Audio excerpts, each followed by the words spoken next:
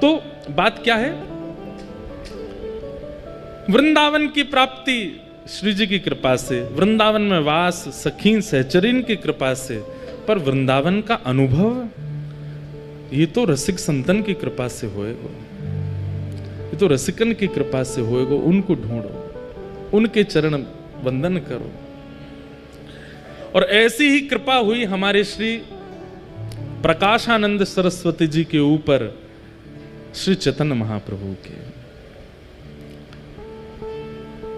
महाप्रभु चैतन्य अपने संन्यास वेश के बाद दक्षिण यात्रा पर गए थे, और दक्षिण में हमारी संप्रदाय की प्रथम पीठ श्रीरंगम तिरुचि में जो है, तिरुचिरापल्ली में, वहां महाप्रभु जी विराज रहे थे। वहां पर ठाकुर जी पौढ़ानाथ शेषनाग पर पौड़े हैं। कभी कभी हम प्राचीन संतों की बातें सुनते हैं तो मन में एक भाव आता है, कितनी संप्रदायों में समरसता है। और आजकल देखो महाराज जी, आजकल लोग हमको ही डांटते हैं, आप श्री वैष्णव हो, आप हरिदासियों की बात क्यों करते हो मंच से, आप हरिवंशियों की बात क्यों करते हो, आप गौड़ियाओं की बात क्यों करते हो। क्यों ये सब भाव आते हैं? प्राचीन काल के आचार्यों के भाव सुनो, कहीं भी उनमें ऐसा मतभेद नहीं है कि ये हैं इनसे हमने, सब एक दूसरे के संग। अब हरिराम व्यास जी, वो तो स्वामी श्री हरदास जी के पास इतने विराजमान रहते, जबकि स्वयं हितरवंश महाप्रभु के अनुयायी। अपने पुत्र को तो दीक्षा ही उन्होंने स्वामी जी से दिलवाई। एक प्रसंग आता है कि स्वामी जी, हितरवंश महाप्रभु, रूप सनातन गोस्वामी आदि आदि ये सब लोग गिरिराज जी आए, यहाँ पर 56 भोग हुए थे, तो श्री गोसाई विठलनाथ जी ने 56 भोग में सबको आमंत्रित किया, सारे रसिक जन यहाँ पर आए। अभी हम प्रसंग सुन रहे हैं कि श्री चैतन्य महाप्रभु रामानु संप्रदाय के हमारे श्री वैष्णव मंदिर में दर्शन करने के लिए गए। तो पहले इतनी समरसता थी संप्रदायों में, आचार्यों में, अब पता नहीं क्यों मतभेद होता जा रहा है, और ये अच्छा नहीं है। देखिए, आपको अगर भगवत प्राप्ति आपका उद्देश्य है तो फिर ये इस प्रकार के पक्ष विपक्ष में मत रहिएगा। हम श्रेष्ठ हैं, वो अश्रेष्ठ हैं, हमारे यहाँ ऐसा, उनके यहाँ ऐसा, वो नहीं करना चाहिए, ये नहीं सुनना चाहिए, ऐसा नहीं। सबके भाव रखो। चैतन्य महाप्रभु दक्षिण गए, श्रीरंगम श्री रंगनाथ भगवान पौढ़ानाथ उनके आंगन में खड़े हैं महाप्रभु चैतन्य। और जैसे ही कपाट खुले, महाप्रभु जी की स्थिति ऐसी थी, अभी हम जगन्नाथपुरी के पास राउल केला से कथा करके आए हैं, तो महाप्रभु जी के भाव अभी तक चित्त में हैं। महाप्रभु जी की स्थिति ऐसी थी कि कोई कृष्ण कह भर दे, नेत्रों से अश्रु नहीं प्रकट होते थे। कहते हैं अश्रुओं की पिचकारी निकलती थी नेत्रों से, और वो जिस पे पड़ जाती थी उसके चित्त में भी कृष्ण प्रेम प्रकट हो जाता था। ऐसे महाप्रभु, सोचो उनकी दशा, जब वो मंदिर में जाते होंगे, ठाकुर जी को देखते होंगे, तो उनकी स्थिति क्या होती होगी।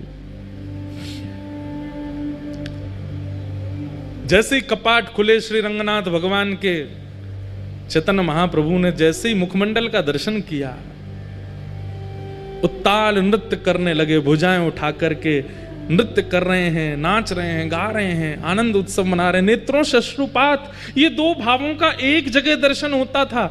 मुखमंडल पर तो विरह दिख रहा है और शरीर की स्थिति परम आनंद की होती थी। यह है भक्ति का स्वरूप। कभी कभी मन में आता है कि जब ज्ञान आता है ना, तो बाहर दिखने लगता है कि ये ज्ञानी व्यक्ति है। अहंकार आता है तो अहंकार दिखने लग जाता है, अहंकारी व्यक्ति है। कामी व्यक्ति का काम दिखने लग जाता है। भक्त की भक्ति क्यों नहीं निकल के आती है? उस भक्त की भक्ति उसके रोम रोम में प्रकट क्यों नहीं होती है, जैसे महाप्रभु जी की होती थी?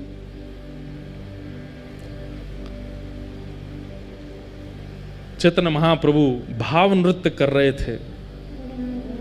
अब वहां कोई उनको कुछ समझ रहा है, कोई उनको कुछ समझ रहा है, लेकिन श्री रंगनाथ भगवान की आरती कर रहे श्री वेंकट भट्ट जी, गोपाल भट्ट जी के पिताजी, जिन्होंने श्री राधारमण लाल जी को प्रकट किया, ऐसे श्री गोपाल भट्ट जी के पिताजी श्री वेंकट भट्ट जी रंगनाथ प्रभु की आरती करने के बाद जैसे ही उन्होंने दर्शनार्थियों की ओर देखा प्रसाद वितरण के लिए, और दर्शनार्थियों में जैसी उनकी दृष्टि पड़ी श्री महाप्रभु चैतन्य पर,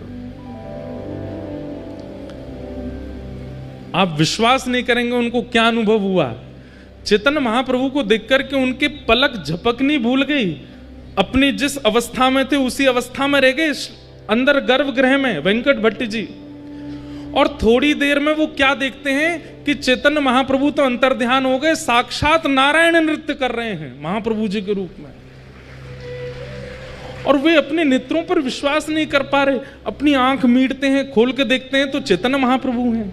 और जैसे ही थोड़ी देर देखते हैं तो थोड़ी देर में ही गौर चैतन्य महाप्रभु श्याम हो जाते हैं और मानो जैसे नारायण ही नृत्य कर रहे हैं।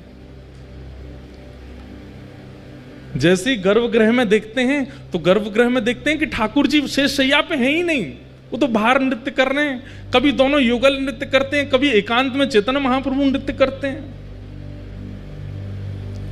इस स्थिति को देख करके श्री वेंकट भट्ट जी पहचान गए कि ये कोई सामान्य नहीं है। इनके नृत्य को कोई सामान्य समझ रहा होगा, इनके भाव को कोई कुछ समझ रहा होगा, पर ये सामान्य नहीं है, क्योंकि मुझे जो अनुभव हुआ वो मैं कैसे कहूं। बंधुओं, जब किसी महापुरुष का दर्शन करते हैं ना, तो उनका दर्शन करके उनके रूप, उनकी चाल, उनके पहनाव, उनके तिलक आदि, इन सबको अगर आप देख रहे हो तो अभी कुछ दिखा नहीं। अच्छा सुनो, हमारे बाबा गाते होंगे हरिप्रिया जी के पद। हरिप्रिया जी के पद सुने होंगे आपने। हरिप्रिया जी पुरुष थे, सब छोड़ करके गिरिराज जी आ गए। राधा कुंड में उनके गुरुदेव विराजमान रहते थे, तो अपने गुरुदेव को प्रणाम करके बोले मुझे आपसे गुरु दीक्षा लेनी है। तो महापुरुष बोले राधा कुंड पे बैठे बैठे, बताओ तुमको क्या दिख रहा है।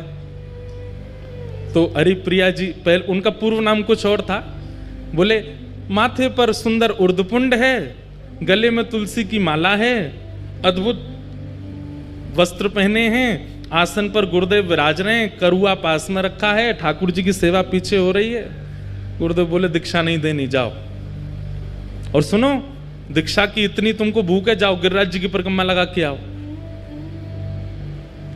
लेकिन उनको इतनी इच्छा थी दीक्षा की, चले गए गिरिराज जी की परिक्रमा लगाई। परिक्रमा लगा करके 5-6 घंटे में लौट करके राधा कुंड जैसे ही पहुंचे, चरणों में प्रणाम किया, बोले गुरुदेव परिक्रमा हो गई, अब दीक्षा दे दो। उन्होंने फिर वही प्रश्न किया, क्या दिख रहा है तुम्हें? कुछ दिख ही नहीं रहा था। बोले माथे पर उर्दपुंड है, गले में तुलसी माला है, नीचे वस्त्र पहने हैं, पीछे ठाकुर जी की सेवा है, बगल में राधा कुंड है, इधर श्याम कुंड है, आदि आदि। फिर से जाओ परिक्रमा लगा के आओ, एक और परिक्रमा लगाओ। निष्ठा इतनी थी उनकी कि थके हारे थे, लेकिन फिर से चले गए परिक्रमा में। अब की बार उनको 6 की जगह 9 घंटे लग गए परिक्रमा करते करते, पैरों में छाले पड़ गए। 2 परिक्रमा में ये हालत हो जाती है। बेचारे गिरते पड़ते जैसे तैसे आए, प्रणाम किया, गुरुदेव अब दीक्षा दे दो। पूछे अब क्या दिख रहा है तुम्हें? तो रोने लगे, बोलो मुझे कुछ नहीं दिख रहा, मुझे वही दिख रहा है, तिलक है, गले में कंठी माला है नीचे। बोले सुन, एक परिक्रमा और लगा के आ। तीसरी परिक्रमा की स्थिति कैसे बन जाएगी हमारे, जबकि गिरिराज जी में बाबा हैं, 3 परिक्रमा लगा में, लेकिन उनकी भाव दशा देख करके आप घबरा जाओगे। एक परिक्रमा में हमारी हालत खराब होती है। गुरुदेव बोले जाओ एक परिक्रमा और लगा के आओ। गुरु आज्ञा मान करके चले तो गए, लेकिन गुरु की आज्ञा पर संशय नहीं किया, गुरु की आज्ञा पर बिल्कुल विचार नहीं किया, अपने पैरों के फोड़ों पर, पैरों में छालों पर चिंता नहीं की। गुरु आज्ञा कर रहे हैं, कुछ तो होगा, निकल गए। तीसरी बार जैसे वो जाने लगे तो उनके गुरुदेव पीछे बैठे बैठे देख रहे थे, उनके चरण की ओर देखा, छाले पड़े हैं, स्थिति चलने की नहीं है, और मैंने परिक्रमा की आज्ञा दी है, 22 किलोमीटर लगा के आनी है, तब दीक्षा मिलेगी, और ये चल दिया।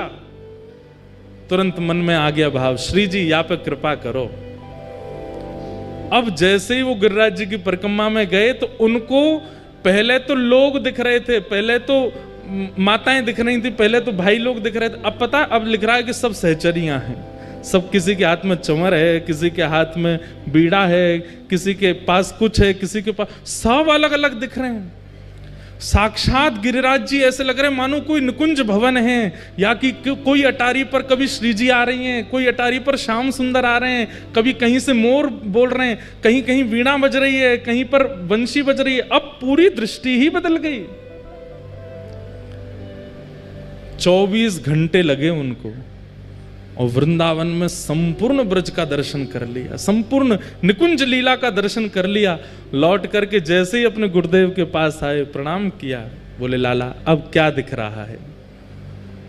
तो अपने गुरुदेव को देख के कहते हैं, एक सखी विराज रही है, सुंदर नथनी पहनी है, कानन में कुंडल है, नेत्रन में काजल लगे हैं, सुंदर चुनरी ओढ़ी है, पीछे दर्पण है, बहुत सुंदर मणिमंडित नीचे सब फर्श है, यहां श्याम कुंड है, यहां राधा कुंड है, और मेरे गुरुदेव की गोद में प्रिया प्रियतम दोनों विराजमान है। जैसे ये दर्शन हुए तब उनको स्वीकार किया और उनका नाम रखा है श्री हरि प्रिया। उनके बड़े पद रसिक जन गाते हैं, एक आध दिन हम भी गाएंगे कथा में, श्री हरि प्रिया।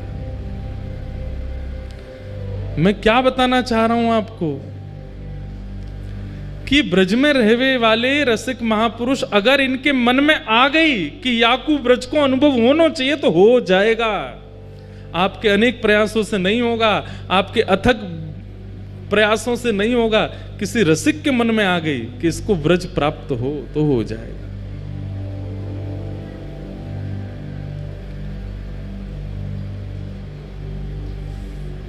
और उसके लिए उनका रूप, उनका श्रृंगार, उनका चंदन, उनका तिलक, उनके वस्त्र वो सामान्य नहीं दिखेंगे, उसमें कुछ अद्भुतता का अनुभव होगा। और जब तक वो अद्भुतता नहीं दे, जबरदस्ती की मत देखियो, कोई महापुरुष जा रहे हैं तुम जबरदस्ती दे, ये तो देखो नथनी पहन के जा रहे हैं, कानन, जबरदस्ती नहीं देखना है। आपकी दृष्टि पड़ी और अपने आप दृष्टि में कुछ ऐसा भाव है, जरूरी नहीं सहचरी भाव में ही दिखें, किसी अन्य भाव में भी दिख सकते हैं। और तब तक वो भाव प्रकट नहीं होगा जब तक आपका साधन, आपका सेवा, आपकी रसिकन की संग ये सुदृढ़ नहीं होगी, तब तक ये दर्शन नहीं होगा। हम आप सब तो सही बताएं, जबरदस्ती बस आ गए वृंदावन में, हम लोगों को अनुभव है ही नहीं रहे होने की भी। गोपाल भट्ट जी के पिताजी वेंकट भट्ट जी ने महाप्रभु जी को देखा। श्री रंगनाथ भगवान की निज सेवा करने वाले वेंकट भट्ट जी बाहर आए और आकर के हाथ जोड़ के कहा, आप कौन हैं? मैं जब से आपको देख रहा हूं मेरे नेत्र आपसे हट नहीं रहे। आप में एक दैवी आकर्षण है जो मुझे खींच रहा है अपनी ओर। मैं नित्य नारायण की सेवा करता हूं, मेरा उनके प्रति जो ध्यान रहता है वैसा ध्यान मेरा आज तक किसी व्यक्ति विशेष के प्रति हो ही नहीं सकता, पर मुझे जैसी भावना उनमें लगती है वैसी आप में लग रही है। आप कौन है? तब महाप्रभु जी ने अपना परिचय दिया। बोले हम अभी विरक्त वेश में हो गए हैं और दक्षिण दर्शन करने के लिए आए हैं, तो यहां पहुंच गए। वेंकट भट्ट जी ने निवेदन किया, बोले कि आप बस एक कृपा कर दीजिए, क्या कहाँ रहेंगे यहाँ पर, कोई निवास स्थान? बोले अभी तो कुछ नहीं। बोले हमारे घर चलिए ना, वहीं विराजिएगा, हम पर कृपा कर देना। ये वृंदावन महिमामृत की रूपरेखा बता रहे हैं, कैसे निर्माण हुआ वृंदावन महिमामृत। चैतन्य महाप्रभु वेंकट भट्ट जी के घर गए। वेंकट भट्ट जी के सुपुत्र हैं श्री गोपाल भट्ट। भगवान की गुण मंजरी।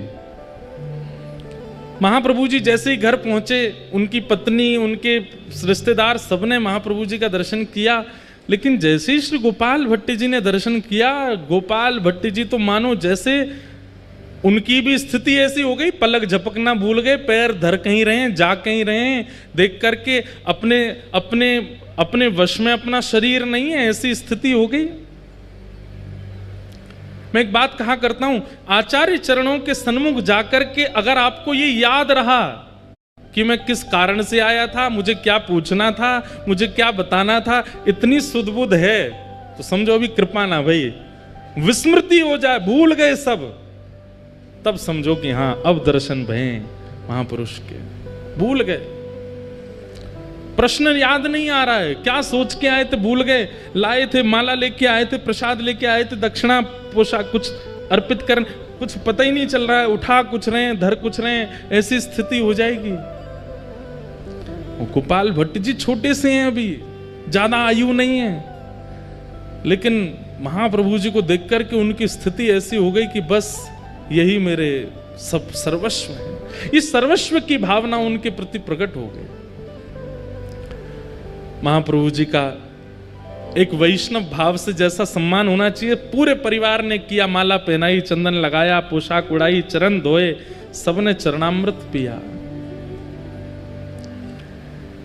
गोपाल भट्ट जी के मन में एक भावना आ गई, जब चरणामृत बांट रहे थे तो सबको थोड़ा थोड़ा ही दे रहे थे, मतलब जैसे एक ही बूंद गिरे, क्यों, जितना बच जाएगा सब मैं पी जाऊंगा, सबको बांट दूंगा तो मेरे लिए नहीं बचेगा, ऐसी भावना चित्त में आ गई। तो सब लोग हाथ पसार के खड़े, चरणामृत दो महाप्रभु जी का। तो गोपाल भट्ट जी छुआते हैं और न्यों देते हैं, एक ही बूंद गिरती है, अरे और दो, और नहीं इतना ही लो।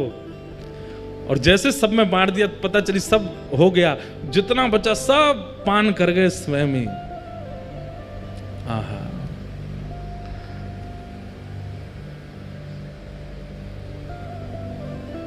गोपाल भट्ट गोस्वामी पर कृपा हुई, खूब सत्संग हुआ, आनंद हुआ।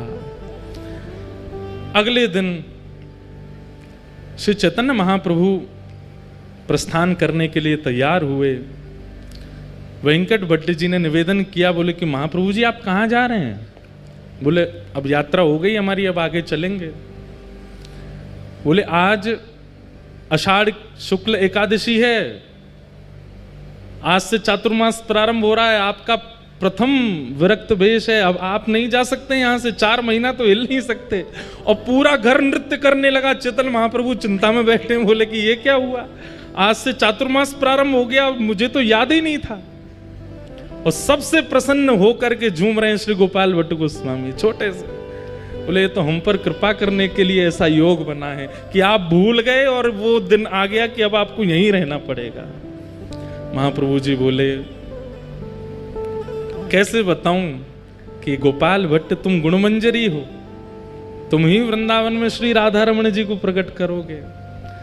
और राधा रमण प्रकट करता पर 1 आध 2 दिन 4 दिन की कृपा नहीं, यहां तो 4 महीना एक रसिक, एक महापुरुष की कृपा होगी, दृष्टि होगी, आस्वादन होगा, संग मिलेगा, तभी तो श्री गोपाल भट्ट जी प्रकट करेंगे। श्री गोपाल भट्ट की हृदय वेदना प्रगट्यो शाले ग्राम, रूप सुधा को खान हमारो श्री राधा रमण जी। इतनो प्यारो ठाकुर मिलो है, क्योंकि महाप्रभु जी की। और देखिए कृपा भी कहां, दक्षिण में जाकर के श्री वेंकट भट्ट जी के यहां रंगनाथ मंदिर के पुजारी के घर के बालक के ऊपर। वृंदावन स्वयं चुनता है, आप वृंदावन को नहीं चुनते। वृंदावन को अगर आपको चुनना होगा तो आपको रसातल से ले आया जाएगा कि आओ भाई वृंदावन में रहो, तुम वृंदावन के हो। महाप्रभु जी 4 महीने वहां विराजे। वेंकट भट्ट जी के छोटे भाई थे, उनका नाम था प्रबुद्ध भट्ट। वे बहुत पहले ही घर परिवार छोड़ के संन्यास आश्रम उन्होंने ग्रहण कर लिया था। परम विद्वान, परम ज्ञानी और काशी में विराजमान थे।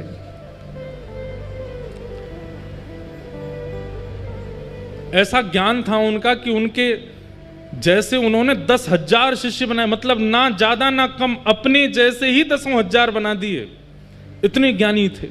उनके सामने बड़े बड़े विद्वान टिक नहीं पाते थे।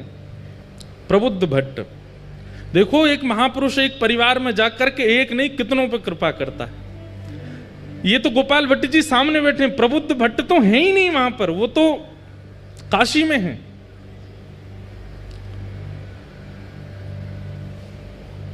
कभी कभी अपने घर की पूछते थे क्या चल रहा है घर पर, तो उन्होंने पूछताछ करी, भैया हमारे दक्षिण में हमारे परिवार में सब आनंद मंगल है। कोई गया था दक्षिण से, उसने जाकर के बताया, बोले महाराज आनंद मंगल, आपके यहाँ तो वेद पाठ आदि सब बंद हो गए, आपके यहाँ पे नित्य पूजा आदि यज्ञ हवन होम होते थे सब बंद हो गया, अब तो एक ही चीज होती है। बोले क्या? भुजा उठा के हरि हरि बोलो, हरि हरि बोलो, सब प्रेम से बोलो, हरि बोलो, ये सब होता है। प्रबुद्ध भट्ट जी बोले ये कौन कर गया, ये क्या बोल रहे हो, ऐसा हो ही नहीं सकता। हमारे दोनों बड़े भैया बड़े वैदिक हैं और बड़े कर्मनिष्ठ हैं, कर्मकांड तो हमारे यहाँ रोज हवन होता है, रोज यज्ञ होता है, नियम से वेंकट रंगनाथ भगवान की सेवा अर्चना कैंकर्य होता है, ये क्या बोल रहे हो? बोले अरे महाराज आपको नहीं पता, आपके यहाँ की स्थिति सब बिगड़ गई है। कारण? बोले कारण कोई कृष्ण चैतन्य महाप्रभु हैं, वो पहुंच गए।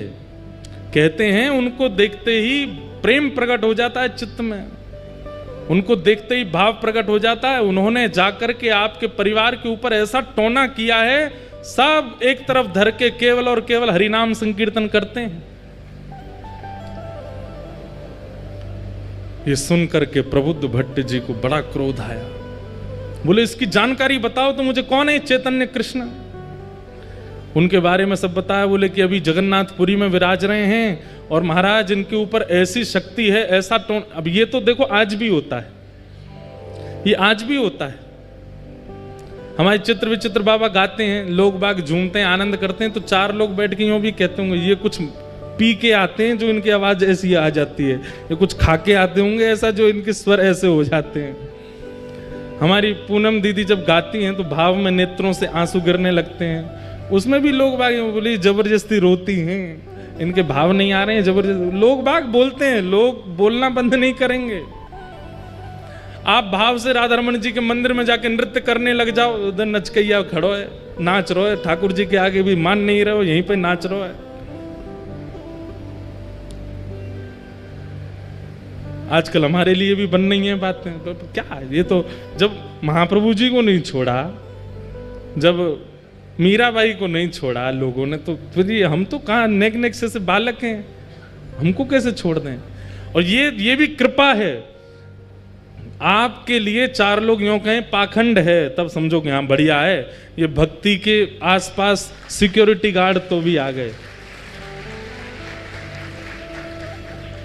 हमारे प्रेमानंद जी महाराज बेचारे कैसा राधा नाम प्रचार कर रहे हैं, उनके पीछे भी लोग पड़े रहते हैं, कुछ ना कुछ बोलते रहते हैं, कहते रहते हैं, करते रहते हैं। परंतु ये बात मान लीजिएगा, ये आपकी भक्ति की सिक्योरिटी हो रही है, अच्छा है।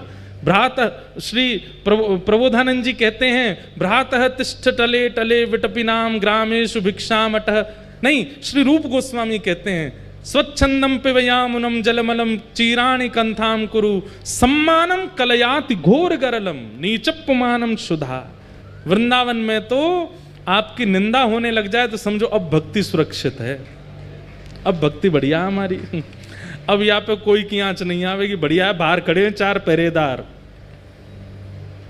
और बहुत सम्मान होने लग जाए तो घबरा जाना कि कहीं हमारा नाम ना छूट जाए। तो प्रबुद्धानंद जी ने जैसे ही सुना, अच्छा प्रकाशानंद नाम हो गया था उनका, प्रकाशानंद जी ने जैसे सुना, अच्छा इसने मेरे घर जाकर के सबको, बोले हमारा वो गोपाल भट्ट उसकी क्या स्थिति है, वो तो बालक है, वो तो ठीक है, उसको बुला दो। बोले उसकी तो पूछो ही मत, वो तो दिन रात रोते रहते हैं। बोले दिन रात? बोले ठाकुर जी को नहीं, चैतन्य महाप्रभु को याद करके रोते हैं। प्रकाशानंद जी बोले ढूंढो इसको, कहाँ है? बोले ये तो अभी वहां हैं जगन्नाथपुरी में, इनको पत्र लिखो। पत्र लिख करके चैतन्य महाप्रभु को भेजा। और क्या लिखते हैं पत्र में? अरे चैतन्य, ना कोई नाम, ना कोई सम्मान, ना कोई उपाधि, चैतन्य।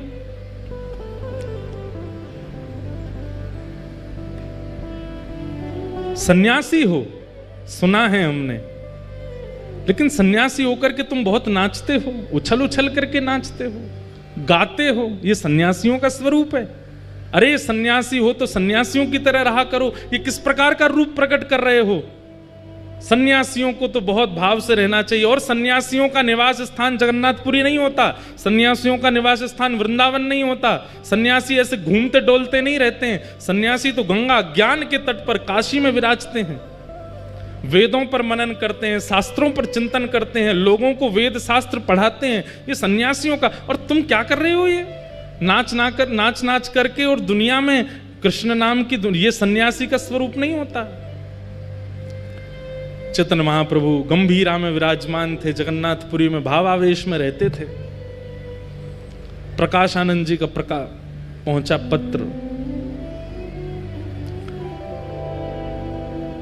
पत्र पढ़कर के शिष्यगण सब सुनाने लगे। और जैसे ही उसमें भाव सुने, इतना आक्षेप सुना, अपने बारे में इतनी निंदा सुनी, महाप्रभु जी प्रसन्न हो गए। जय हो जय हो जय जगन्नाथ। महाप्रभु जी की बड़ी कृपा, महाप्रभु जी का बड़ा अनुग्रह है। अरे भैया आज तो उत्सव होना चाहिए, लड्डू बांटो लड्डू बांटो। अच्छा है। जय हो हमारे गोपेश बाबा की जय। गौ माता की पूरे ब्रजमंडल में और पूरे भारतवर्ष में सेवा के प्रकल्प को लेकर के खूब महाराज जी सजग रहते हैं। ऐसे हमारे महाराज जी को बारंबार प्रणाम। क्या बता रहा था मैं? सुनो सुनो, इधर देखो।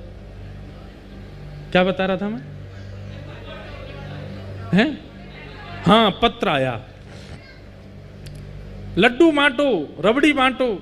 और संघ के जितने महाप्रभु जी के अनुयायी थे सब बोलने लगे, आप तो महाप्रभु हैं, पर हमको कितनी पीड़ा हो रही है ये पत्र पढ़ के। कोई आपके विषय में इतना बुरा भला बोल रहा है और आप इतने आनंद में हो। महाप्रभु जी बोले, नहीं नहीं, ये रक्षा है, ये भक्ति की रक्षा है, ये भाव की रक्षा है, ये हमारी सेवा की रक्षा है। ये रक्षा तो होती रहनी चाहिए। अच्छा है। मैं बहुत दिन से प्रयास कर रहा था, विचार कर रहा था, इतने प्रेमी ही प्रेमी मिल रहे हैं, कोई हमको निंदा करने वाला नहीं मिल रहा। बहुत अच्छा, ठाकुर जी ने चुन के भेजा। ये पत्र संभाल के हमारे कक्ष में रखो।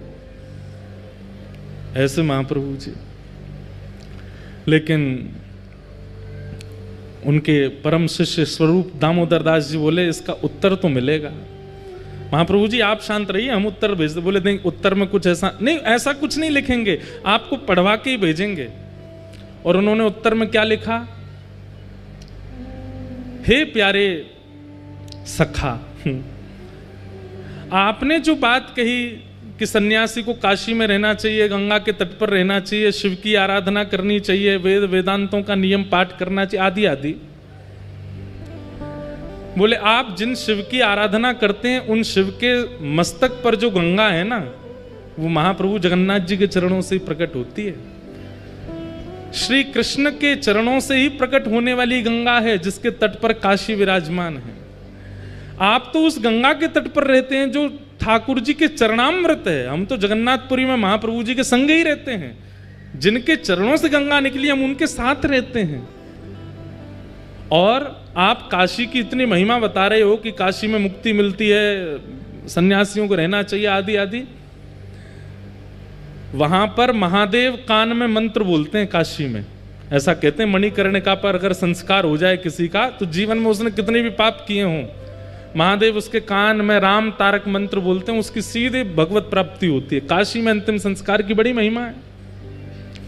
बोले वहां महादेव भी कान में आकर के राम कृष्ण का ही नाम बोलते हैं। तो इसलिए सन्यासी अगर काशी में ना रहे तो इसमें कोई दिक्कत नहीं है, वो तो साक्षात कृष्ण के साथ रहते हैं। ऐसा करके पत्र भेज दिया। लेकिन निंदा करने वालों को उत्तर देने से वो निंदा करना बंद नहीं करते, और ज्यादा करते हैं। प्रकाशानंद जी बोले, जानते नहीं है मैं कौन हूं और मुझे उत्तर दे रहे हैं, रुक जाओ मैं इनको बताता हूं। प्रकाशानंद जी पत्र लिखते हैं, ए चैतन्य, ऐसे ही बोलते, मैंने सुना है तुम दाल भात खाते हो, उसमें घी डाल डाल के खाते हो, छेना पोड़ा खाते हो, रसगुल्ला उड़ाते हो, महाप्रभु जगन्नाथ जी के 56 भोग बनते हैं। ये सन्यासी का भोजन है? सन्यासी तो एक समय पाता है, सन्यासी को तो ऐसे रहना चाहिए, सन्यासी तो आसन नहीं रखता, सन्यासी अपने भवन नहीं बनाता, सन्यासी ऐसे नहीं करता, आदि आदि सब बात बोल दी। बोले तुम तो नृत्य करते हो, ठुमक ठुमक के नाचते हो, उछल उछल के कीर्तन करते हो ठाकुर जी का, और 56 भोग उड़ाते हो। अरे तुम जानते हो वशिष्ठ ऋषि, तुम जानते हो कैसे कैसे सन्यासी परंपरा में हुए, उन्होंने भोजन प्रसाद त्यागा, तब जाकर के ठाकुर जी का भजन किया। और इतना होने के बाद भी उनके जीवन में विषयों ने कहीं ना कहीं आक्रमण कर दिया, और तुम तो महाप्रसाद पाते हो। और जगन्नाथपुरी में तो एकादशी भी नहीं होती है, वहां तो चकाचक स्कंद पुराण में आकंठ पाना चाहिए एकादशी के दिन। बोले इतना प्रसाद पाकर के, इतने 56 भोग पाकर के तुम सन्यास धर्म का निर्वहन कर ही नहीं सकते हो। ऐसा हो ही नहीं सकता कि विकार और विषय तुम्हारे चित्त में ना आते हों। ये पाखंड बंद करो, ऐसा करके पत्र लिख दिया। चैतन्य महाप्रभु के पास पत्र आया। महाप्रभु जी किसका पत्र आया? बोले प्रकाशानंद सरस्वती, गोपाल भट्टी जी के चाचा जी। क्या लिखा? अरे ये तो मेरे परम प्रिय हैं, इन्होंने क्या लिख के भेजा जरा बताओ तो। सब शिष्यों में होड़ लगी, इनके सामने पढ़ना ही नहीं है, कुछ उल्टा ही लिख के भेजा होगा। महाप्रभु जी बोले बैठो यहीं पर, यहीं पढ़ के सुनाओ क्या लिखा है। पढ़ के पूरा बताया, ये लिखा है, ये लिखा है, ये लिखा। महाप्रभु जी और खुश हो, बोले लड्डू बंटवाओ, रबड़ी बंटवाओ, 56 भोग लगवाओ, आज भक्ति की और रक्षा हो रही है। अब नियम की रक्षा हो, पहले भक्ति की रक्षा, अब नियम की रक्षा हो रही है, अब सन्यास धर्म की रक्षा हो रही है। भैया इनका पत्र जब जब आए मेरे को जरूर सुनाना। लेकिन शिष्यों ने कहा ये अच्छा नहीं है, ये तो गलत बोल रहे, उत्तर तो देंगे। उत्तर में लिख करके भेजा, महाराज जंगल का राजा शेर मांस खाता है, हिरणों को खा जाता है, इतना मांस भक्षी होता है, पर कहते हैं साल में एक बार सहवास करता है बस। ऐसा दूषित भोजन करने वाला, और काम पर इतना विजय उसका। और वहीं वृक्षों पर रहने वाले ये पक्षी जो तिनका खाते हैं, दाल खाते हैं, उड़द सूखे सूखे कंकड़ खा जाते हैं, सूखे सूखे ये सब खा करके अपना पेट भरते हैं, और इनके काम में कभी भी कटौती नहीं होती, महाकामी होते हैं। आप यदि आहार से जीवन यापन की बात कर रहे हैं तो फिर सारे विषय शेर में होने चाहिए थे, लेकिन वो तो काम पर विजय प्राप्त करके बैठा है। और ये सारे पशु पक्षी सारे बड़ा अल्प आहार लेने वाले, इन पर काम पर विजय नहीं है, इस पर क्या कहेंगे आप? जब ये पत्र लिख करके भेजा तो प्रकाशानंद जी तो और ज्यादा आग बबूला हो गए। अपने शिष्यों से बोले इसको पकड़ करके काशी लेके आओ, इस चैतन्य को मैं बताता हूं, ये मेरे सामने तो आए। बंधुओं एक बात सुनिएगा, सब साधन कर लीजिए जीवन में, लेकिन उस साधन का अहंकार नष्ट करने की सामर्थ्य केवल और केवल प्रेम लक्षणा भक्ति में है। अगर प्रेम लक्षणा भक्ति जीवन में नहीं है और आपका नाम जब 2 लाख पहुंच गया है, अभिमान आएगा।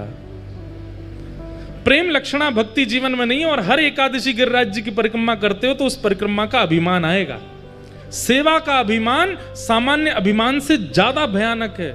कई लोगों को सेवा का अभिमान हो जाता है, हम इतना नाम जप करते हैं, हम ऐसी सेवा करते हैं। अरे हमको कई बार मन में भाव आता, इतनी कथा कर रहे हैं, धुआंधार यहां से वहां भागते ही रहते हैं। प्रेम लक्षणा भक्ति चित्त में होगी तो अपनी सेवा का अभिमान नहीं होगा। प्रेम लक्षणा भक्ति तो दैन्यता लाती है, दीन बनाती है, सरल बनाती है, सहज बनाती है। प्रकाशानंद जी के पास सब कुछ है, लेकिन भक्ति नहीं है, प्रेम नहीं है। उनको वेद वेदांत कंठस्थ याद हैं, जहां से जब चाहे उस श्रुति का पाठ शुरू कर देते हैं, लेकिन प्रेम भक्ति नहीं है। लेकिन कृपा तो इन पर करनी है, और वो समय आया। ये पत्रों से आदान प्रदान तो बहुत दिनों तक चलता रहा, बहुत निंदा करने लगे सब जगह महाप्रभु जी की, लेकिन एक बार समय आया। क्या? महाप्रभु जी काशी पधारे।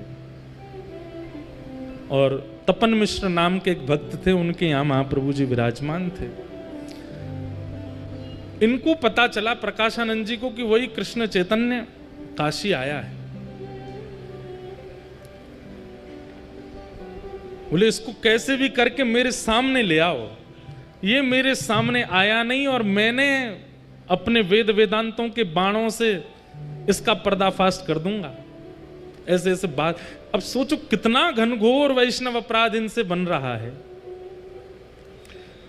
वैष्णव अपराध के दो ही निधान हैं। पहला निधान तो बहुसंख्या में वैष्णव यदि क्षमा कर दें तो वैष्णव अपराध दूर होगा, या जिसके प्रति वैष्णव अपराध बना है वो क्षमा कर दे तो वैष्णव अपराध दूर होगा।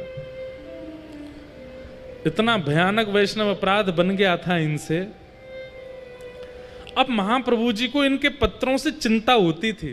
क्या चिंता होती थी कि बोले भैया इनको गति कहाँ मिलेगी, ये जिस तरीके की भाषा बोलते हैं, जितना अपमान करते हैं, भले ही कुछ नहीं है लेकिन कृष्ण नाम तो बोलते ही हैं, इनकी गति कैसे होगी। अब महाप्रभु जी ने मन बनाया कि मुझे इनसे एक बार तो मिलना है। लेकिन कैसे मिलन हो। तब काशी में एक सन्यासियों की सभा हुई और उस सभा में सब सन्यासी पधारे, सब वेदज्ञ पधारे, सब ज्ञानी पधारे। तभी लोगों ने जाकर के प्रार्थना की महाप्रभु जी से कि आप भी चलो। महाप्रभु जी बोले हम भीड़ में नहीं जाते, सभा में नहीं जाते। बोले नहीं महाप्रभु जी आप चलेंगे, इतने लोगों को दर्शन होगा, चलिए ना। महाप्रभु जी आए। यहां मंच पर बैठे हुए प्रकाशानंद जी को पता नहीं था कि महाप्रभु जी आने वाले हैं। पूछने लगे, बोले भैया विलंब क्यों हो रहा है इतना ज्यादा, इसको सभा को आगे बढ़ाओ। तभी किसी ने कहा, बोले कृष्ण चैतन्य महाप्रभु आ रहे हैं, उनकी प्रतीक्षा हो रही है।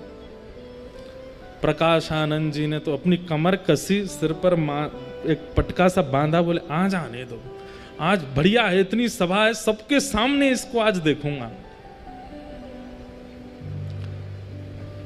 हाथ कांप रहे हैं, क्रोध में पैर कांप रहे हैं, आंखें लाल पड़ गई हैं, ताम्रवर्ण हो गया है, कब आएगा कब आएगा, मेरे सामने तो पड़े एक बार।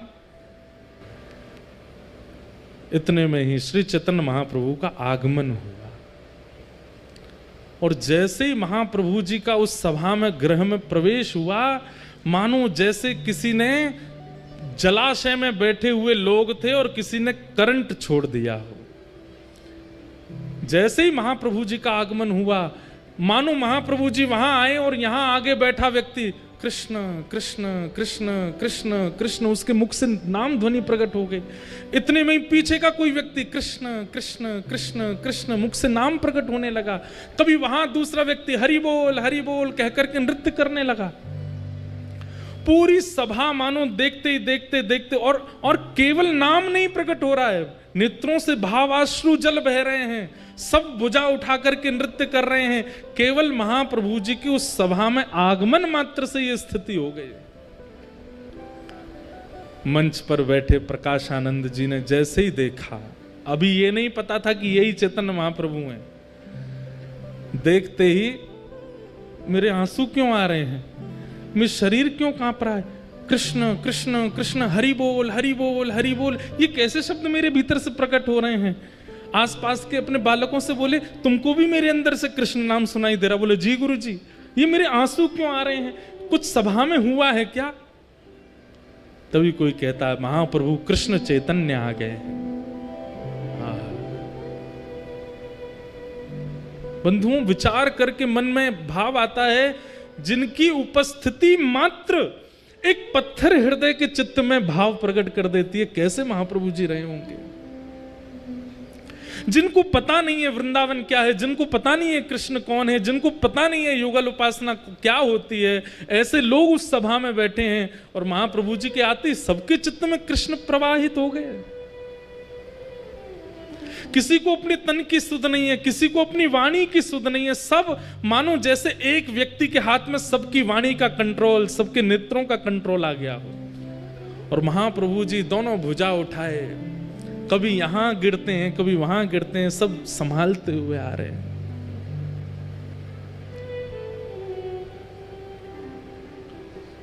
प्रकाशानंद जी अपने क्रोध विरोध को तो भूल गए, मुख से नाम प्रकट हो गया, नेत्रों से आंसू प्रकट हो गए। और तभी चैतन्य महाप्रभु आए और आकर के ऐसे ही नीचे सभा में ही एक जगह ऐसी बना दी लोगों ने। अच्छा, एक बात मैंने पढ़ी कि लोग बाग स्पर्श करने जाते थे महाप्रभु जी का, तो संग में जो उनके गोस्वामी आदि सब रहते थे वो स्पर्श नहीं करने देते थे। क्यों? क्योंकि ऐसी भाव साम्राज्य में रहते थे महाप्रभु जी, अगर किसी ने स्पर्श कर लिया तो वो सह नहीं पाएगा। तो अपने आप ही पहले जगह कर दी, भैया दूर दूर बैठो, इनका स्पर्श मत करना। महाप्रभु जी आकर के बैठ गए और भाव से बैठ करके सब सन्यासियों को प्रणाम किया, सबके चरण रज को अपने माथे से लगाने लगे। पता नहीं प्रकाशानंद जी को क्या हो गया, लोग बाग प्रकाशानंद जी को देख रहे हैं कि अब ये क्या बोलेंगे, लेकिन प्रकाशानंद जी तो अत्यंत भाव में आ गए, उठ करके नीचे आए, बोले जय हो। आप नीचे क्यों बैठ गए, ऊपर आइए ना। नहीं नहीं, मेरा स्थान यहीं ठीक है। तो जैसे कोई नीचे बैठ जाए तो उसको पकड़ के ऊपर लाते हैं, तो जैसे ही हाथ पकड़ा महाप्रभु जी का, सब बोले ये नहीं करना था इनको, और जैसे ही स्पर्श किया है, हाँ कृष्ण हाँ कृष्ण हाँ कृष्ण कह करके वहीं गिर पड़े प्रकाशानंद जी। शरीर पूरा कंपन होने लगा, नेत्रों से आंसू गिरने लगे। महाप्रभु जी ने किसी से कहा इनको संभालो। सुनने में इस स्थिति को हम अनुभव ही नहीं कर पाएंगे जो स्थिति होती थी। हमारे अष्ट सखा गाते हैं, एक हमारे अष्ट सखाओं में एक सखा हुए, उनका नाम था छीत स्वामी। क्या नाम था? पहले इनका नाम था छीतू पंडा। क्या नाम था? ये बड़े उग्र स्वभाव के और मजाक मतलब संतों की उपहास करना, उनकी मजाक उड़ाना। उस काल में मथुरा आए थे हमारे श्री वल्लभाचार्य जी महाराज, और ये उनकी परीक्षा लेने के लिए गए थे। लेकिन जैसे ही महाप्रभु जी का दर्शन किया, दर्शन करते ही चित्त से सारे विकार खत्म हो गए, नेत्रों से आंसू गिरने लगे। छीत स्वामी जी ने एक पद गाया, और वही पद आज प्रकाशानंद जी के मुख से मानो प्रकट हो रहा हो महाप्रभु जी को देख करके। भई अब गिरधर सो पहचान, भई अब गिरधर सो पहचान, भई अब गिरधर सो पहचान, भई अब गिरधर सो पहचान। मतलब रसिक जनों के दर्शन बिना पढ़े बिना सुने केवल दर्शन से ठाकुर जी की अपने आप पहचान होने लग गई। ठाकुर जी अपने आप समझ में आने लगे। कहां इतनी कथाएं, इतने प्रवचन सुनने के बाद भी ठाकुर जी का अनुभव नहीं होता, लेकिन एक रसिक की दृष्टि मात्र पढ़ने से ठाकुर जी से पहचान होने लगी। छीत स्वामी जी कह रहे हैं, मैंने कोई साधन नहीं किया, मैंने यमुना स्नान नहीं किया, मैंने कभी जाप नहीं किया, लेकिन इनके सामने बैठने मात्र से मुझे ठाकुर जी के रूप का बोध हो गया। तब उन्होंने ये गाया, भई अब गिरधर सो पहचान, भई अब गिरधर सो पहचान। कपट रूप छलवे को आयो, कपट रूप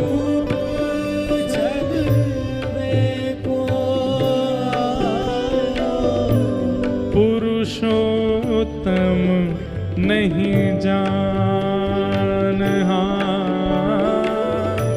पुरुषोत्तम नहीं जान। भई अब गिरधर सो पहचान, भई अब गिरधर सो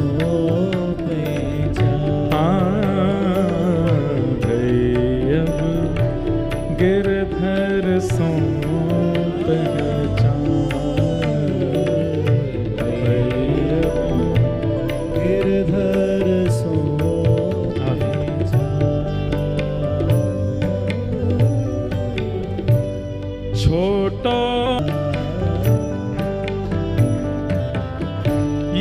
स्थिति हुई है प्रकाशानंद जी की।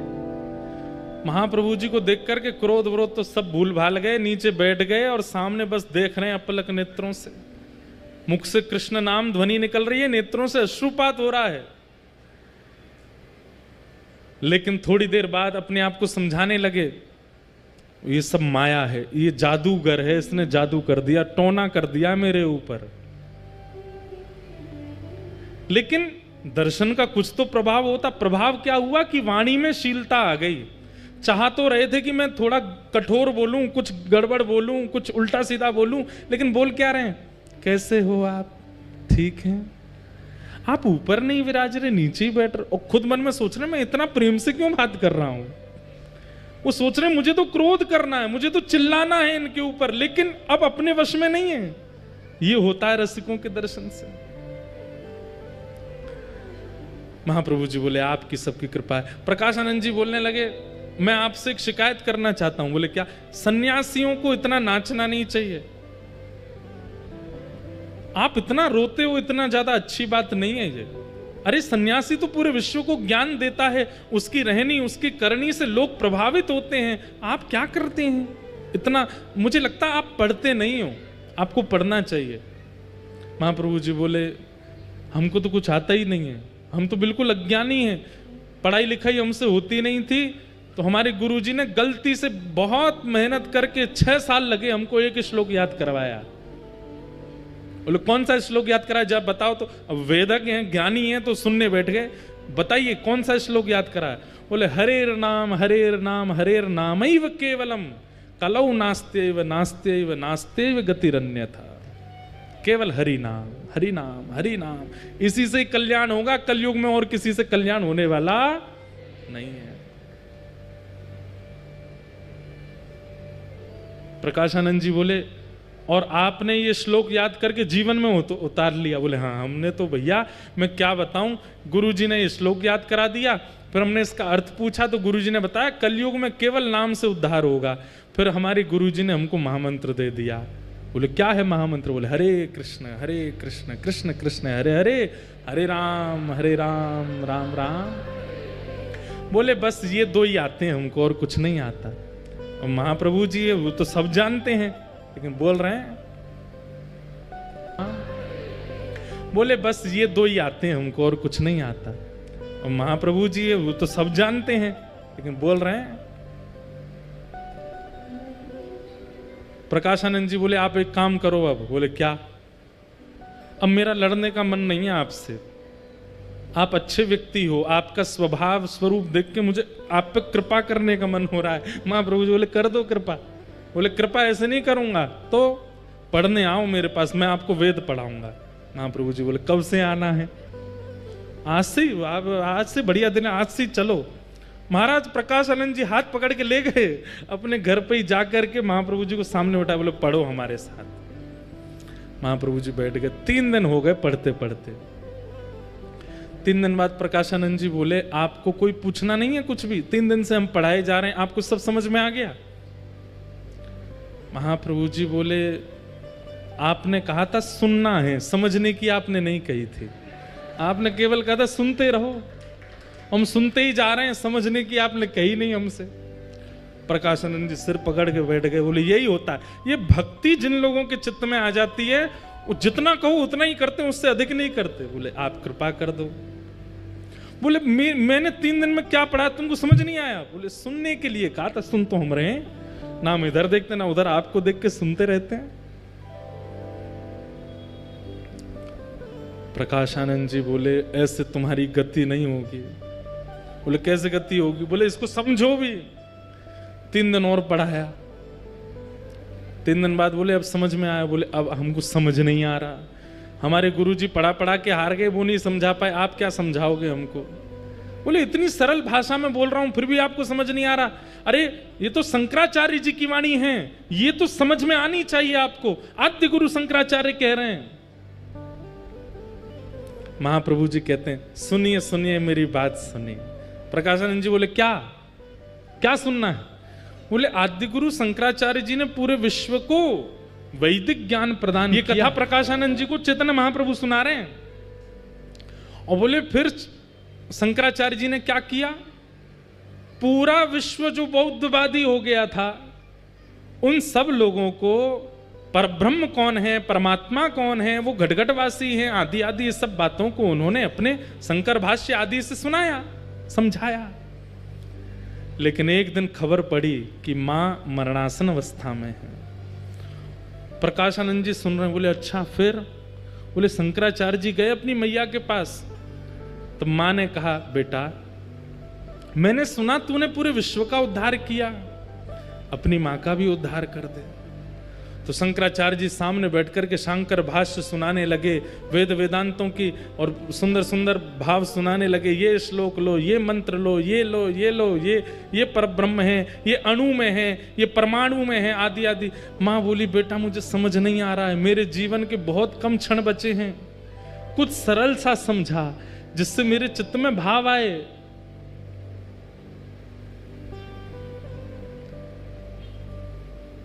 तब पता है प्रकाशानंद शंकराचार्य जी ने क्या सुनाया? बोले क्या सुनाया? बोले श्री कृष्णाष्टकम भजे ब्रजई कमंडलम समस्त पाप खंडनम सुभक्त चित्तरंजनम सदैव नंदनंदनम सुपीच्छ गुच्छमस्तकम, जो पीली पीली पाग अपने सिर पर धारण करते हैं, सुनाद वेणुहस्तकम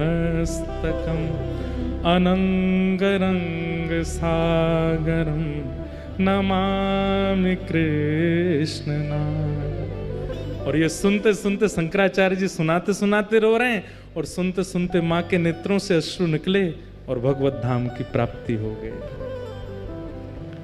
अपनी स्वयं की जन्मदात्री मां के लिए शंकराचार्य जी कृष्णाष्टकम गाते, और आप मेरे को यहां पे वेद वेदांत पढ़ाने बैठ गए हो। गति तो कृष्ण नाम से ही होगी प्रकाशानंद जी। प्रकाशानंद जी बोले इसका प्रमाण दो मुझको। प्रमाण दे दिया, बोले वहां लिखा है, इस बात का प्रमाण दो, उसका प्रमाण दे दिया। बोले नाम से गति होगी, इसका प्रमाण दो, प्रमाण दे दिया।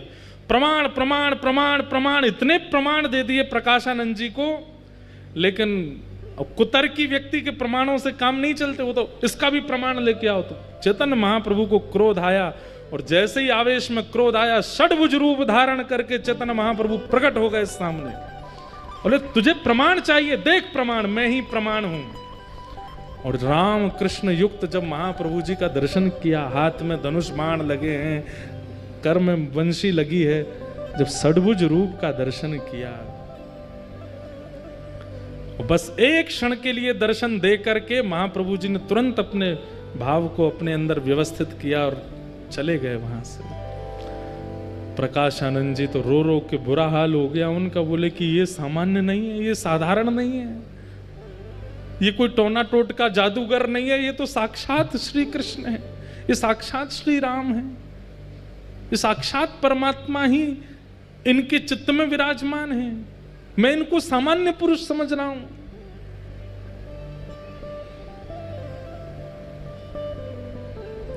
महाप्रभु जी के पास पहुंच गए, चरणों में जाकर के वंदन किया। बोले कि अब मुझ पर कृपा करो।